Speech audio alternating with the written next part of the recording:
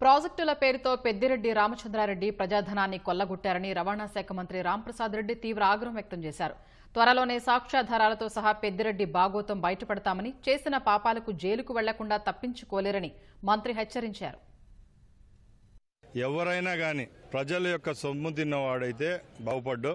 మీరు చెప్పినట్టు గత 5 సంవత్సరాల్లో వైసీపీ ప్రభుత్వంలో ఈ రాష్ట్రాన్ని అతలాకుతలం చేసి ప్రజలను పీడించి డబ్బు తిన్న ఏ కుటుంబాలను వదిలే ప్రసక్తే లేదు.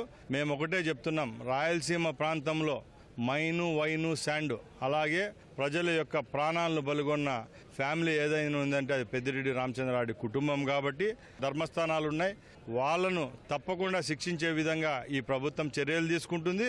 వాళ్ళు అన్నమయ్య జిల్లా కానివ్వండి, ఆఫ్రికా కానివ్వండి, ఎక్కడ కోట్లాది రూపాయలు సంపాదించుకొని కూడబెట్టుకున్నారో ఆ ధనాన్నంతా మళ్ళా ప్రజలకు పంచే విధంగా ఈ తెలుగుదేశం ప్రభుత్వం ముందుకెళ్తుంది. పెద్దిరెడ్డి రామచంద్రారెడ్డి స్వతహాగా ఆయన కాంట్రాక్టరు, వాళ్ళకు తెలుసు డబ్బు ఎక్కడి నుంచి వస్తుందో.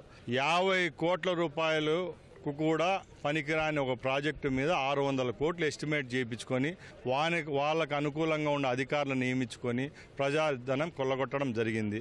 ప్రాజెక్టులలో అయితేనేం, రోడ్ వర్క్స్ అయితేనేం, శాండ్ అయితేనేం, చిత్తూరు అలాగే కడప, శ్రీకాకుళం ఎక్కడెక్కడైతే గ్రానైట్ క్వారీలు ఉన్నాయో వాళ్ళ సొంత మనుషులను పెట్టుకొని వందలాది కోట్లు కొల్లగొట్టారు వీళ్ళు.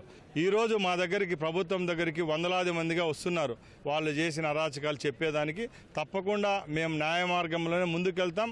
వాళ్ళనైతే జైల్లో వేసే రోజులైతే దగ్గరలో ఉన్నాయి. ఎందుకంటే ఇలాంటి అరాచకాలు చేసిన వాళ్ళని ఇంకా ఉపేక్షిస్తే రాబోయే కాలంలో కూడా ఈ రాష్ట్రానికి, ప్రజలకు మంచి అయితే జరగదు.